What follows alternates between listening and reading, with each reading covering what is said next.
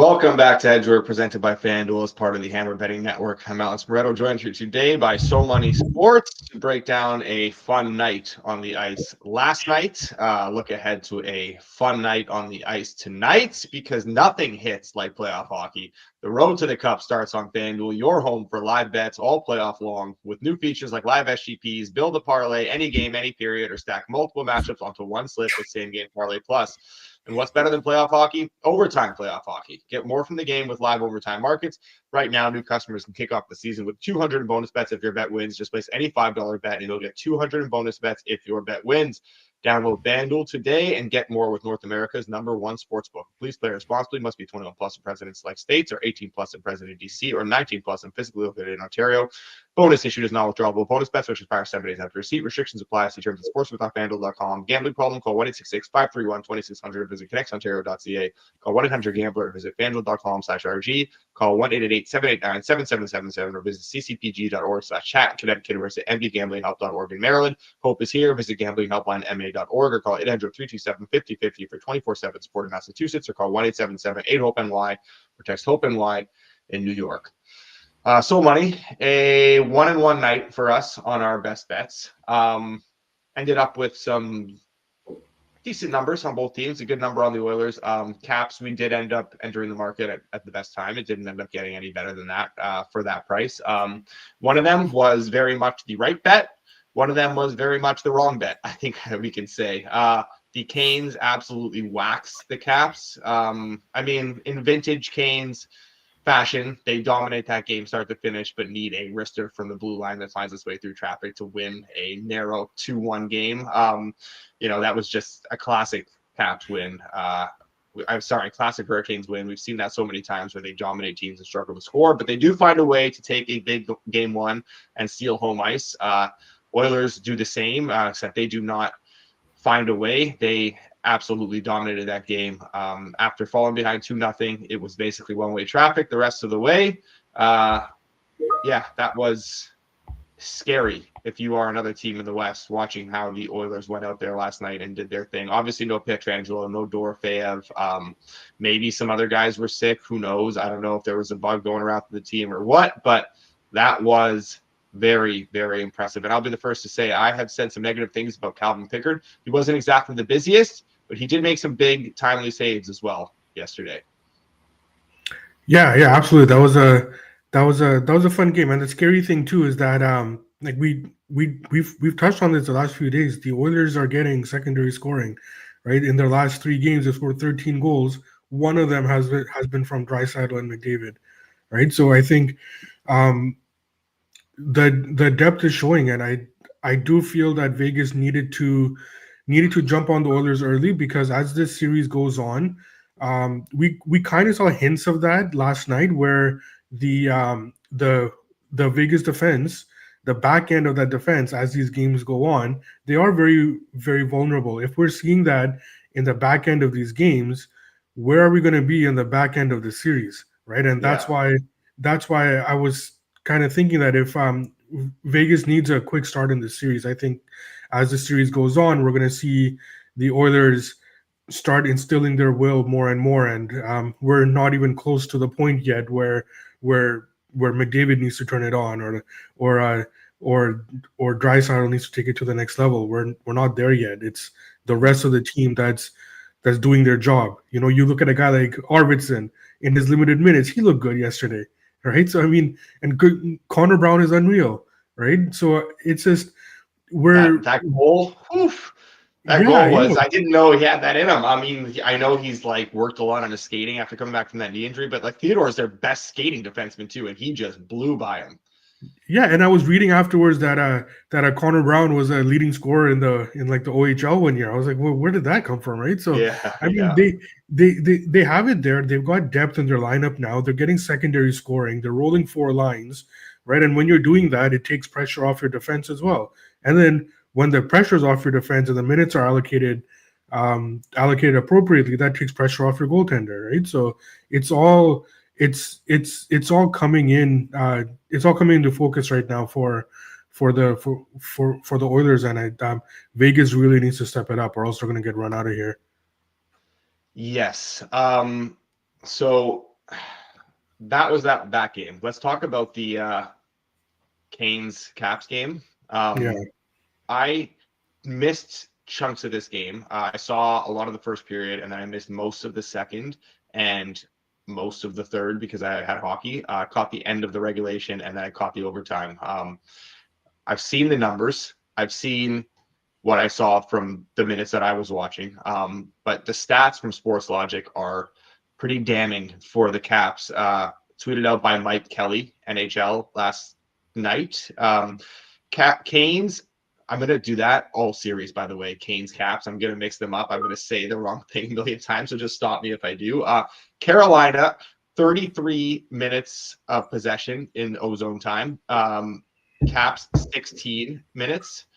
Carolina, 94 shot attempts, 34 for Washington, 33 to 14 shots for Carolina, 7-6 in inner shot slots. So obviously a lot of stuff from the outside from Carolina, throwing a lot of stuff towards the net, 2-1 in goals. But that puck possession at ozone time is wild. That's concerning if you're a Caps fan. Like the way I saw them come out in that game, they tried to play a way that is not going to see them have success against this Canes team, and they're trying to impose themselves physically. You need to still play a fast game against Carolina, or you are going to get hemmed in. And we saw them get very much hemmed in. They struggled to break out of their own end. They struggled in transition. They struggled to keep the puck. It was ugly. Are you concerned here about our Caps positions? Because I know Thompson played great and that was comforting, but like, there wasn't a lot that I saw last night that I trust Carberry to make adjustments because he's a very good coach, but there wasn't a lot that I saw last night that made me, feel good about this Caps team in this series. Yeah, I'm concerned. We knew Carolina was going to do this, right? Like it's no secret. They're gonna carry play. They're gonna look good. It's just Carolina's a good team. They are an elite team. What's concerning is the extent of the domination. I didn't think that. If you told me Carolina wins a close game, I'd be like, that's fine. Like sucks. We're gonna lose our bet, but that's okay. But the extent to which Carolina dominated, that was very concerning. Yes, Washington will play better. They will make adjustments, but Carolina is just going to play the same way, right? So, I mean, you have to step up your game at a significant level, and I don't know if Washington can do that, right? So, you never want to overreact after game one. It's just game one. Washington is still feeling them out, but yes, I am concerned, and I don't know if Washington can get to that level. Carolina was just quicker, right? Like one of the advantages that I felt that Washington had was that their bigger forwards would be able to get after it, and I thought that their defense would be able to move the puck around quicker, but they didn't have time and space. Carolina showed their speed, and they were on top of Washington in every facet of the game. So it is concerning, but we'll see how game two plays out, and if Washington is able to make any sort of adjustments. And Logan Thompson, I mean, he was great, but it's not feasible to expect him to play at that level every game of the series. And he came close to stealing that game too, and it still wasn't enough. So it is a bit concerning here. I will say, we think it's not feasible for him to play at that level every game of this series, but Carolina seems to defy logic when it comes to goalies standing on their head against them. So maybe it is possible, and maybe that is their best path forward. But yeah, not a lot of positives to draw from that game if you are Washington. All right, let's get into tonight's games. There are two of them, including a series that is going to be starting. And I feel like, I don't know if you want to start with the Jets game, because this price has run since we've been on air, which just before we got on air. Jets There's not much plus money available. We will start with this game. Dallas taking on Winnipeg tonight, game 1 of the series. We're going to start there because it is the first game. It is game 1 of the series, I mean, and we're going to game 2 in Florida, Toronto. We have a minus 114 Stars, minus 105 Jets. Jets taking some money right now. Total of 5.5, juice to the over, minus 120 to the over, minus 102 to the under. So Money, are you part of this Jets money? I figured, wow, this is moving quite a bit here on screen. So Money is gone.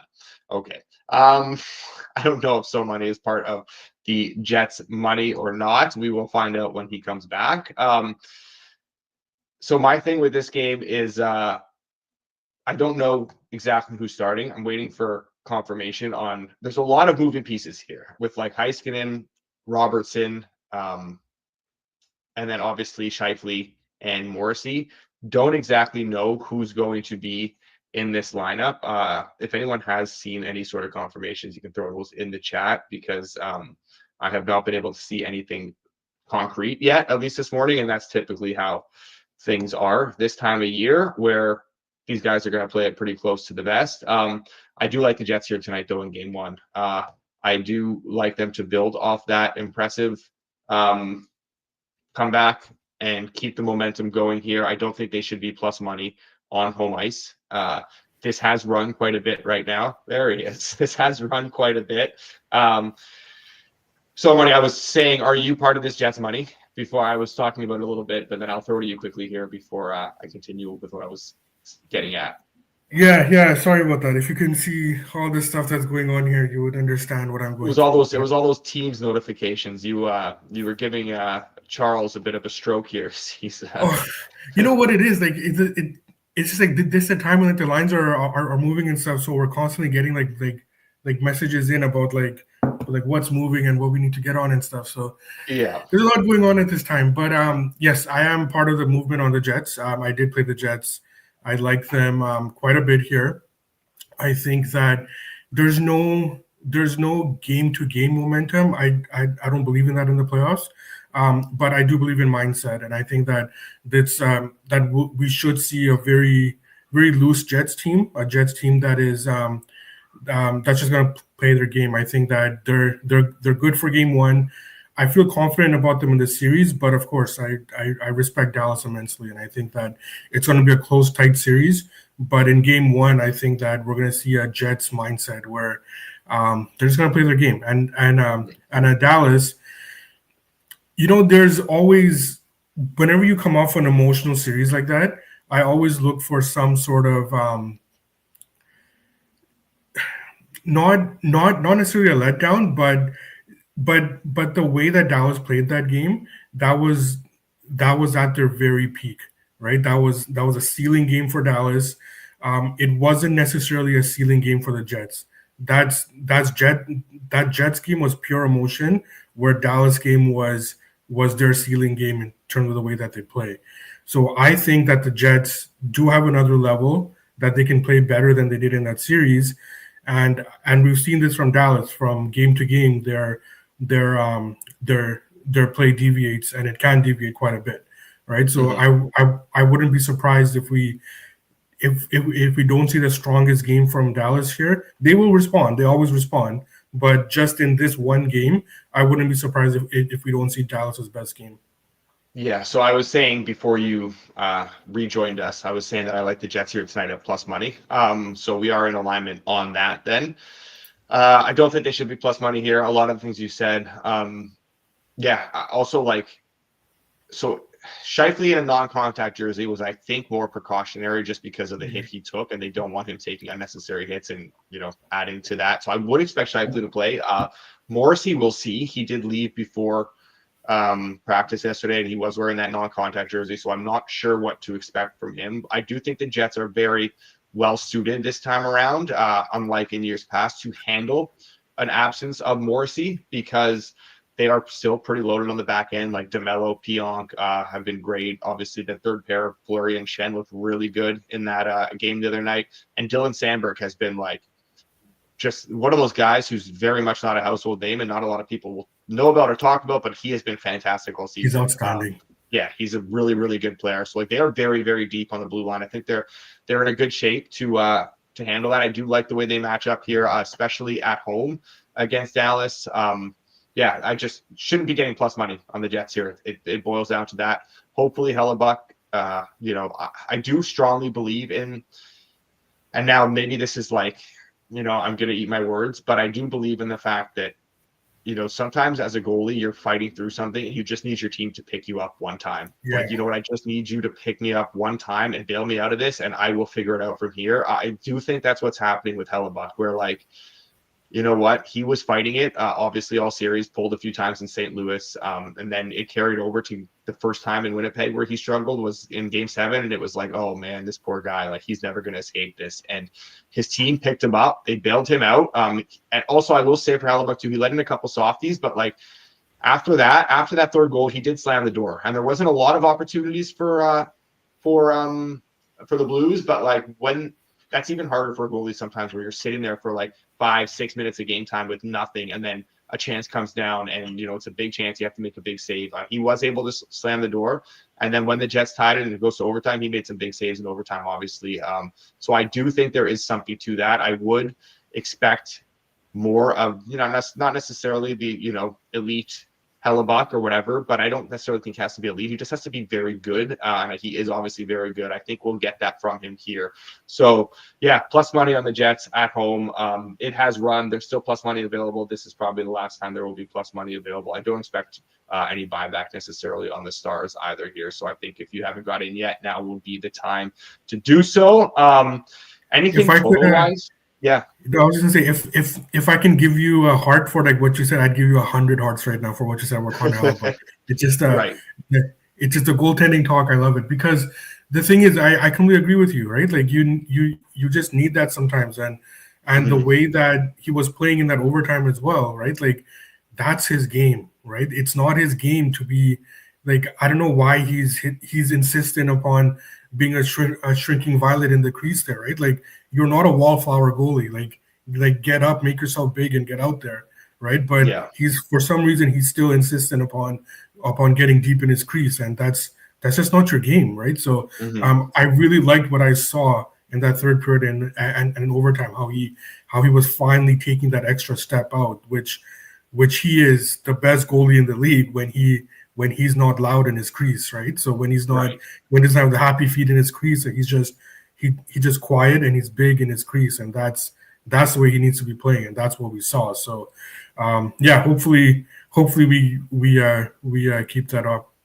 Yeah, I've seen that with Price before too. I've seen instances where like, Price is fighting it a little bit back in the day with the Habs. He's just sometimes you just need the team to come through for you, and that solves a lot. And you know what? It just gets you out of your own head and be like, all right, these guys got my back. I'm gonna get theirs now. I think there is something to that. So all right, so we will. Any thoughts on the total before we move off of this game here? We're seeing kind of a split, either 5.5 juiced over, or we're seeing 6s that are juiced heavily towards the under. It's kind of right in that split 5.5, 6 range, as the over has kind of taken money since the open. Me personally, I'm kind of fine with where this total is. I would maybe lean a little bit towards the under, but I don't really have much interest in anything at current. How about yourself? Yeah, I had some interest in the under, but the thing is that if I'm thinking that we don't get the A game from Dallas tonight, then the first thing that's going to sag is their defensive play, right? And if that's the case, then I don't want to mess around with this total. So I will sit the total out. Yeah, I will join you here in passing on the total in this one. So we will just lock in the Jets. Anything plus money here. Make sure you're getting in now before that is potentially gone for good. Other game tonight, the Panthers and the Leafs. Panthers -140, Leafs +116, total of 5.5, -118 to the over, -104 to the under. It sounds like there will be, as kind of expected, the Wall start tonight. Doesn't sound like we will get Solars. I don't think it's as big of a downgrade as maybe the market thinks, or as maybe a lot of people will think. Solar Wall's Wall's a very good goalie. He was the starter coming into the season. He was the guy they were expecting to kind of lean on. It was just a question of can he handle the workload. But yeah, that looks to be the case tonight. Do you have there? I saw a lot of back and forth in the chat earlier here about Maple Leafs money line. Everyone will go with Panthers, saying they can't lose 2 in a row. There was some pushback from Charles and John Smith and Connor. There was some back and forth there that was fun to read. What camp do you lie in here? Panthers can't lose 2 in a row. Of course, they can lose 2 in a row, and of course they'll play better as well. But I mean, it's price dependent, right? Like if you're telling me that the Panthers cannot lose 2 in a row, right? But you're giving me Panthers at minus 300, like no, I'm not going to bet that, right? So, I mean, it is all price dependent, right? Like I think that I can't remember who it was in the chat last game. I'm not sure if it was Charles or someone else where they said that let's not forget, and like how you just mentioned, let's not forget that Wall was given the keys to the starter's net before the season started, right? So like clearly he has the eye and he has the pedigree, right, to be the starter for the Leafs, a team that is a contender for the Stanley Cup, right? So yes, there is a downgrade in terms of the way that that both players have performed. Obviously, Stolarz has had a great season, but is it that big of a downgrade? And I would say no, right? And if you want to bet the Panthers, thinking that they can't lose 2 in a row, I mean, you're paying the premium for it, right? Like what did we see in game 1 that makes us think that besides a small bump on the Panthers for being in game 2 and for being an elite team, that like what did we see that would warrant such a premium on this line, right? We know that the Panthers are going to play well. We know that they're not going to bring their C+ game again, right? But we also know that the Leafs are going to play themselves into this series as well, right? So I'm neutral on this game at the current price. I'm not betting the Panthers at this number. I think that it's just too much of a premium. But I respect them too much to not get the number that I want on the Leafs either. So if we get to a Leafs plus 130, that is what I would want on the Leafs. But at this point, I don't think it's going to get there. I do like that under. We can get a plus money under. I got burned on the under in game 1. Honestly. Sorry? I was hoping for a bigger adjustment with Wall. I thought there would be a bigger overreaction on this total, and we could get even 6 minus 120, maybe even minus 1. Well, obviously that's not the case, and that hasn't been the case, so that's fine. But I agree with you for sure. Yeah, right. I got burned on the game 1 under, right? Like in hindsight, it was the chat was right and it was a terrible play, right? Like there was but it wasn't as if both those teams completely opened up and there was high danger chances or all over the place. The reason that game went over is because Florida got down and they had to start chasing the game, right? Mm-hmm. I don't necessarily think that's going to occur. I don't think either of these teams tonight is going to go up 2 or 3 goals, right? So I think that there is value on the under. I do like that plus money under. I was just hoping we'd get a little bit more. So again, I'm not there yet, but throughout the day, if you're watching the screen, my buy points would be Toronto at plus 130, and then the under I would need if it stays 5.5. And it's not going to go up a little bit more. I would need at least a plus 105 on the under 5.5. Okay, yeah, fair enough. I think as the series goes on, I talked about how I didn't like the over in the under in game 1 because figure 4 is going to come out, try and assert themselves physically early in a series. Refs try and take control, more penalty calls. We did see a lot of power play opportunities. Obviously, didn't end up being the power plays necessarily that cost the game in terms of the total there, but it was just it it was bad goaltending, I guess you could say. Obviously, Wall struggled as he came in cold, and then Bobrovsky was pretty rough early on. So I do think as the series goes on, we'll see it played much tighter. We'll see a lot, better goaltending from both sides because these are, very good goaltenders on both teams. I'm getting to a point where it's still a little early, but like I do want to get on an under already. I just really wanted a bigger adjustment with Wall and Net. I wanted a bigger one. We're not quite getting it yet, so hopefully we can see some more over money come through. Maybe after there's like a Wall confirmation, because I guess technically hasn't been confirmed yet, even though it's pretty much. I mean, I'm sure the market has already kind of reacted to that because Stolarz is not on the skate. But yeah, if we can get a little bit more over money, I'll be down to get it on this under. It's worth noting that Ekblad is back tonight as well. So that is and known sniper Bolinskis or whatever will not be playing. He will be coming out as a result, so that should hurt them offensively quite a bit. So nothing for us at current in this game.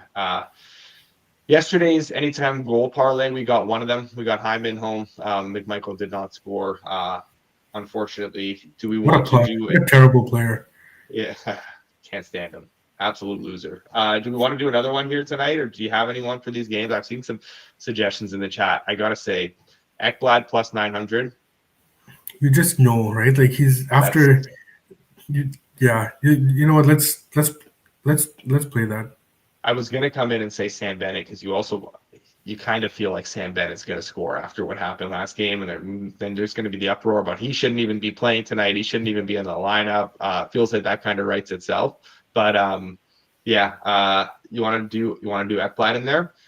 Yeah, I think we should do Ekblad. Okay, let's do Ekblad, and then maybe let's take a Winnipeg player. What are your thoughts on just the way the lines might shake out here? Like I'd imagine, Shifley would obviously be back on that first line. It would be Fallow on that line with them. I kind of like Fallow a little bit. Viardi's been bumped down the lineup because he hasn't been playing great, but he has been having his opportunities. I don't mind Viardi either, although I don't think the price has necessarily been adjusted enough yet. We're getting 230 on Viardi. FanDuel also being on Viardi. That's the worst number in market right now. What are we looking at with Perfetti? Perfetti is Fallow plus 440, by the way. Perfetti is 250. Okay. The other thing I really like is they're not going to take Hayden Fleury out of the lineup, right? Unless, if Morrissey and Stanley are back, I think maybe it's possible, but I don't think so. I wouldn't imagine so. I don't think both are going to be back either way. Do you want to go the defense parlay here and do Ekblad and Fleury? Well, just in terms of I think that if Winnipeg has success in this series, most of their success is going to come from generating from the back end, right? I think that Dallas does a really good job of collapsing in front of the net when they're playing well defensively.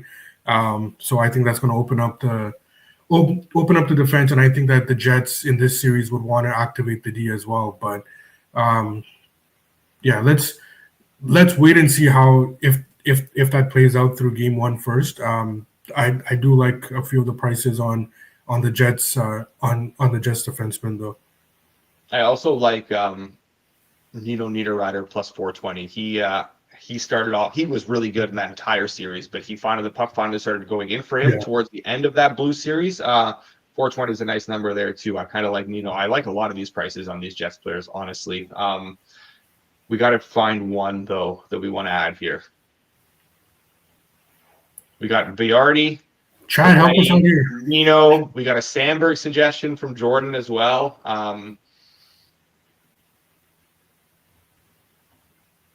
Yeah, let me see if I'm torn. We're gonna need the chat to push us over the edge here. I think this is it. I think this is going to push us over the edge. I don't see 1600 though. To be fair, I think I see 11-1. Unless I'm misreading this here. Let me pull up the the game here on FanDuel too. Could just be the on screen that is wrong. We got for Sandberg, we have 11-1. Yeah, let's do it. All right. And then it's 17-1 for Fleury. But yeah, okay. Sandberg and Ekblad tonight's anytime goal parlay. 119-1. Whew. Not bad. Let's go. Not bad. Not bad. I have to put this in like instantly because if I forget and this hits, I will be beside myself for not getting involved in this one. So that is tonight's anytime goal parlay. Aaron Ekblad, Dylan Sandberg, 119-1. Tonight's best bet, just the one for us, the Winnipeg Jets plus money. We will be back tomorrow for more absolute dart throws in these anytime goal parlay section and some more breakdowns of tomorrow's games. Appreciate everyone for tuning in today. Make sure you like, subscribe, all that sort of stuff before you leave. Enjoy the game tonight, and good luck on your bets.